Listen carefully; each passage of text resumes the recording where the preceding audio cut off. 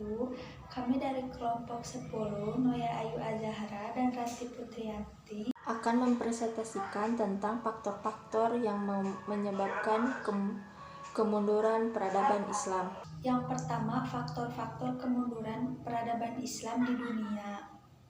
Jatuh itu emang menyakitkan, apalagi ketika kita sudah berada jauh di atas puncak kesuksesan.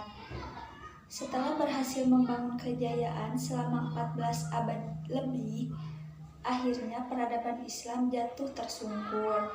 Inilah kisah tragis yang dialami peradaban Islam. Hal tersebut terjadi karena bukan tanpa sebab tentunya, karena serangan pemikiran dan juga serangan militer dari Barat yang bertubi-tubi mengguncang Islam. Akibatnya, kaum muslimin mulai goyah. Puncaknya adalah tergusurnya khilafah Islamiyah di Turki dari pentas perpolitikan Indonesia. Saat itu, Inggris menetapkan syarat bagi Turki bahwa Inggris tidak akan menarik dirinya dari bumi Turki kecuali setelah Turki menjalankan syarat-syarat berikut ini. Pertama, Turki harus menghancurkan khilafah Islamiyah, mengusir khilafah dari Turki, dan menyita harta bendanya. Yang kedua, Turki harus berjanji menumpas setiap gerakan yang akan mendukung khilafah. Yang ketiga, Turki harus memutuskan hubungan dengan Islam. Yang keempat, Turki harus memilih konstitusi sekuler sebagai ganti dari konstitusi yang bersumber dari hukum-hukum Islam. Mustafa Kemal Atatürk kemudian menjalankan syarat-syarat tersebut dan negara-negara penjajah pun akhirnya menarik diri dari wilayah Turki. Sir John atau Menteri Luar Negeri Inggris saat itu menyampaikan pidato di depan parlemen Inggris. Sesungguhnya kita telah menghancurkan Turki sehingga Turki tidak akan dapat bangun lagi setelah itu, sebab kita telah menghancurkan kekuatannya yang terwujud dalam dua hal, yaitu Islam dan khilafah.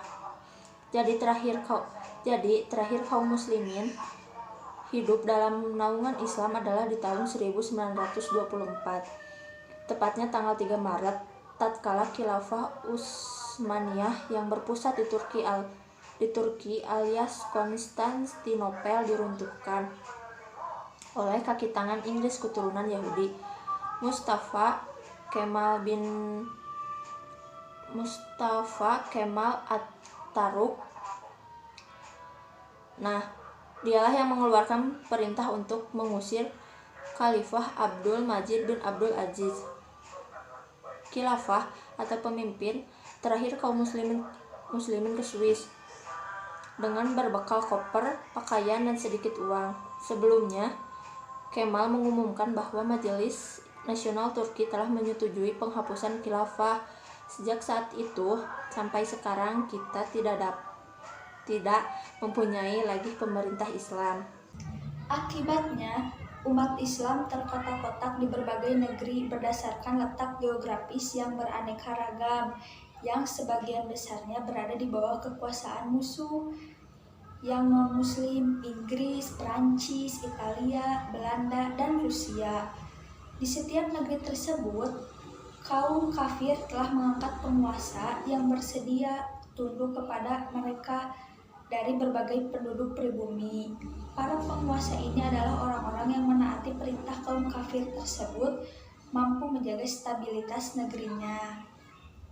Kaum non-muslim segera mengganti undang-undang dan peraturan Islam yang diterapkan di tengah-tengah rakyat dengan undang-undang dan peraturan-peraturan yang milik mereka, serta mengubah kurikulum pendidikan untuk mencetak generasi-generasi baru yang mempercayai persepsi kehidupan menurut Barat, serta memusuhi akidah dan syariat Islam.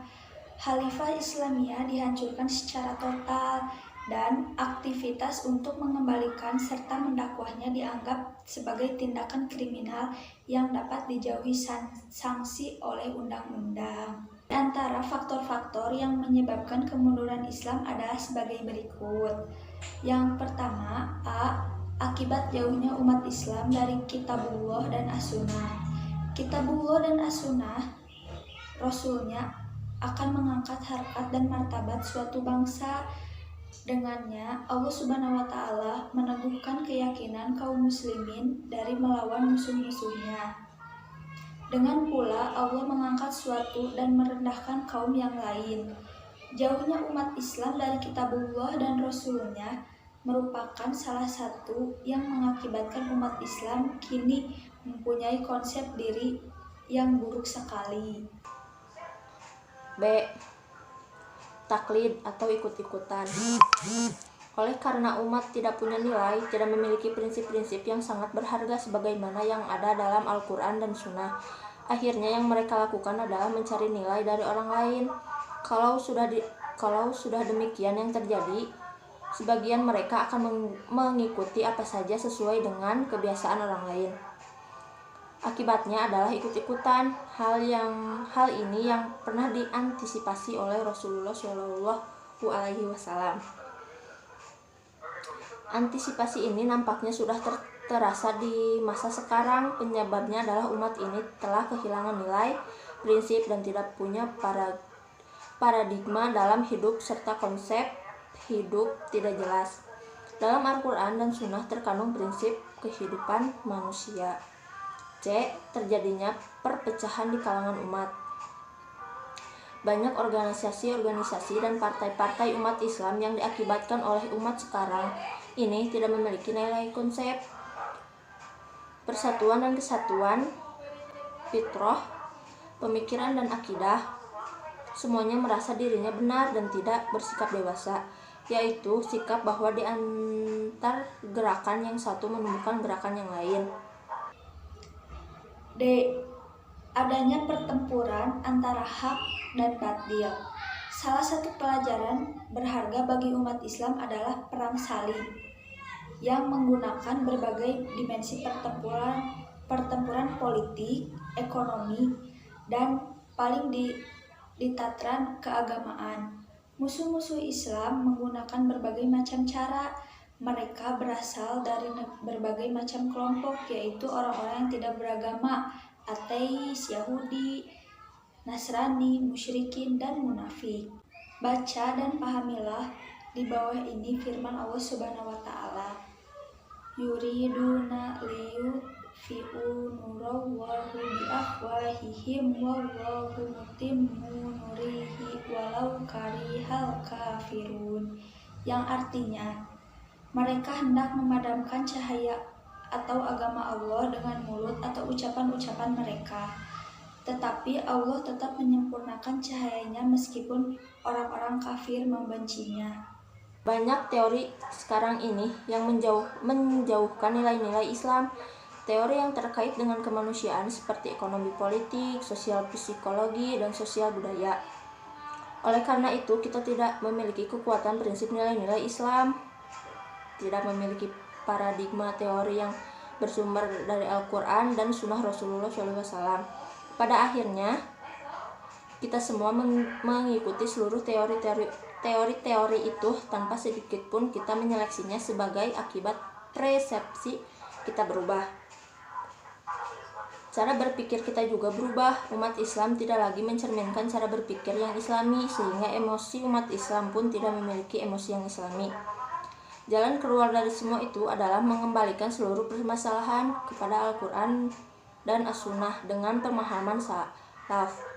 Sebagaimana perkataan Imam Malik, la yusolliha aharo hadihi la mati ilama ausolaha aulaha. Artinya, generasi akhir umat ini tidak akan kembali jaya kecuali dengan apa-apa yang telah mengantarkan kejayaan generasi awal. Imam Malik. 2. Mendeskripsikan faktor-faktor kemajuan dan kemunduran peradaban Islam di dunia. 14 abad yang lalu, Allah Subhanahu wa Ta'ala mengutus Nabi Muhammad SAW sebagai uswatun hasanah bagi umat manusia. Beliau mendapat amanah dari Allah Subhanahu wa Ta'ala untuk memimpin dan membimbing umat manusia ke jalan yang benar dan diridhoi Allah Subhanahu wa Ta'ala.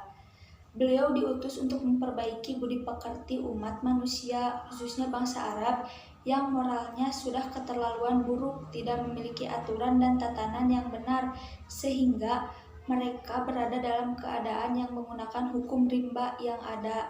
Siapa yang kuat, dialah yang berkuasa, seolah-olah perampokan dan lain-lain sebagainya terjadi di mana-mana. Banyak faktor yang menyebabkan kemajuan Islam, di antaranya faktor-faktor yang menyebabkan kemajuan Islam adalah sebagai berikut. A. Adanya semangat kaum muslimin yang tulus untuk menyebarkan agama Islam. Semangat mereka tumbuh dan hati nuraninya sendiri tanpa ada orang yang memerintahkannya. Mereka hanya mencari ridho Allah semata. B. Adanya rasa terpanggil untuk mengajarkannya agama Islam kepada orang lain. Mereka mengajarkan orang lain tanpa pamrih agar mendapat imbalan atau sanjungan. C. Banyaknya cendekiawan muslim yang menemukan berbagai teori. Misalnya, Al-Khawarizmi menemukan angka 0 dan namanya diabadikan dalam cabang ilmu matematika. Ibnu Sina yang membuat termometer udara untuk mengukur suhu udara. Kanun yang menjadi referensi ilmu kedokteran para pelajar barat. Demikian presentasi dari kelompok 10. Mohon maaf bila ada salah-salah kata. Wassalamualaikum warahmatullahi wabarakatuh.